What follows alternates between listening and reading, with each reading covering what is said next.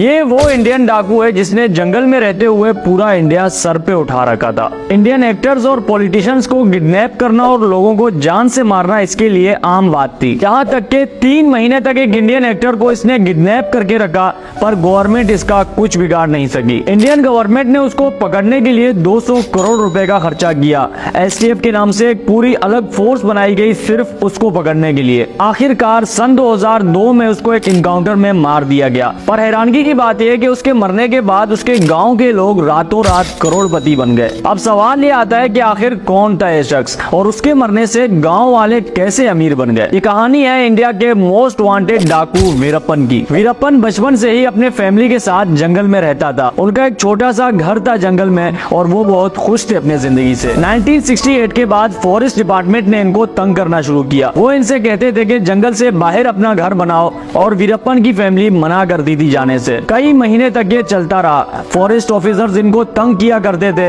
इनके घर में घुसकर इनके चीजें बाहर फेंका करते थे, पर ये फिर भी जंगल से बाहर जाने के लिए राजी नहीं थे। एक दिन वीरप्पन को गुस्सा आया और उसने अपने कुल्हाड़ी से 2 फॉरेस्ट ऑफिसर्स को जान से मार दिया और ये उसके जिंदगी का पहला कत्ल था। इस कत्ल के बाद पूरी फॉरेस्ट डिपार्टमेंट और पुलिस वीरप्पन के तलाश में थी और हर जगह इसको ढूंढा जाने लगा। वीरप्पन ने किसी तरह अपने फैमिली को गाँव भेज दिया और खुद जंगल में छुपा रहा। इसी बीच उसकी मुलाकात एक जंगली गैंग से हुई जो हाथियों को मार कर उनके दांत बेचा करती थी। वीरप्पन भी उनके साथ जुड़ गया। वीरप्पन मेहनती था, बहादुर था और उसका निशाना बहुत अच्छा था, इसलिए बहुत कम टाइम में वीरप्पन ने उस गैंग में अपना एक नाम बनाया। वो कई किलोमीटर दूर खड़े हाथी को भी एक गोली से मार गिराता था। कई सालों तक उसने उस गैंग में काम किया, पर अब वीरप्पन अपने बहादुरी से इतना मशहूर हो गया था कि उसने अपना एक अलग गैंग बनाया। हजारों लोग थे उस गैंग में और वीरप्पन उस गैंग का लीडर था। वीरप्पन ने हाथी दांत बेचने के साथ साथ चंदन की लकड़ी भी स्मगल करना शुरू किया। इसको काटना और बेचना दोनों कानूनन जुर्म है, पर एक अंदाजे के मुताबिक वीरप्पन ने 2000 करोड़ मालियत के चंदन की लकड़ियां बेची थी।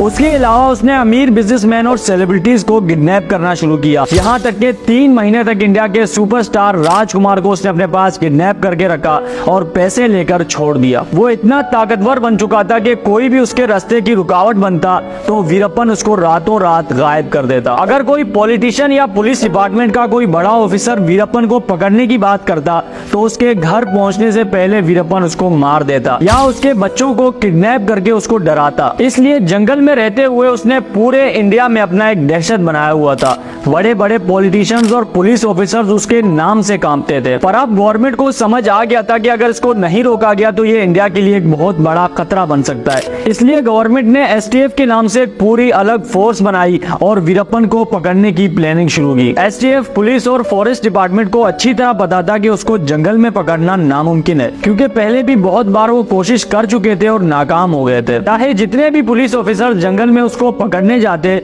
वो सब के सब मारे जाते। इसलिए पुलिस ने इस बार एक अलग प्लान बनाया। सबसे पहले उन्होंने वीरप्पन के गैंग के लोगों को भारी पैसे देकर अपने साथ मिलाना शुरू किया ताकि उनको वीरप्पन के हर चीज का पता चल सके, और साथ साथ वीरप्पन के जो खास लोग थे उनको उससे अलग करवाया ताकि वो कमजोर पड़ सके और पुलिस को आसानी हो उसको पकड़ने में। ये सब कुछ करने में 2 साल लग गए पुलिस को, और अब पुलिस वीरप्पन के एक एक चीज से बाखबर थी और सही मौके के इंतजार में थी। वक्त गुजरता रहा। कुछ महीने बाद वीरप्पन के आंखों में एक इन्फेक्शन हो गई जिससे उसको नजर आने में मसला हो रहा था। वो शहर में आंखों के डॉक्टर के पास भी जाना चाहता था और उसको ये भी डर था कि अगर वो जंगल से बाहर निकला तो पुलिस उसको पकड़ लेगी। उसके आंखों की इन्फेक्शन इस कदर बढ़ गई थी कि अब उसको हर चीज धुंधली दिखाई देने लगी और मजबूर होकर उसने डॉक्टर के पास जाने का सोचा। उसने एक एम्बुलेंस अरेंज किया और उसमें बैठकर शहर चला गया। एम्बुलेंस में वो इसलिए बैठा क्योंकि नॉर्मली एम्बुलेंस को ना कहीं रोका जाता है और ना ही पुलिस चेक करती है, पर इस बार पुलिस को पहले ही पता था कि वो एक एम्बुलेंस में बैठकर शहर जा रहा है। यहाँ तक कि एम्बुलेंस का जो ड्राइवर था वो भी पुलिस के साथ मिला हुआ था। वो रास्ते में ही देखे पुलिस ने उनको चारों तरफ से घेर लिया। पुलिस देखकर एम्बुलेंस ड्राइवर ने गाड़ी रोकी और भागकर पुलिस के पास चला गया। ड्राइवर के निकलते साथ ही 300 के करीब पुलिस ऑफिसर्स ने 900 राउंड फायर करके वीरप्पन और उसके 2 साथियों को एम्बुलेंस के अंदर ही मार दिया। पर अब सवाल ये आता है कि वीरप्पन के मरने से उसके गाँव के लोग कैसे अमीर बन गए, क्योंकि वीरप्पन ने हाथी दांत बेचकर, चंदन की स्मगलिंग करके और लोगों को किडनैप करके अरबों रुपए कमाए थे, और वो पैसे वो जंगल के मुख्तलिफ हिस्सों में छुपा कर रखता था।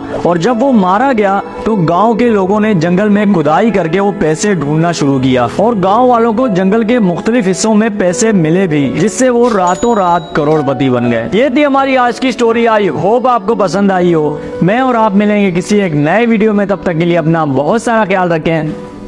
अल्लाह हाफिज।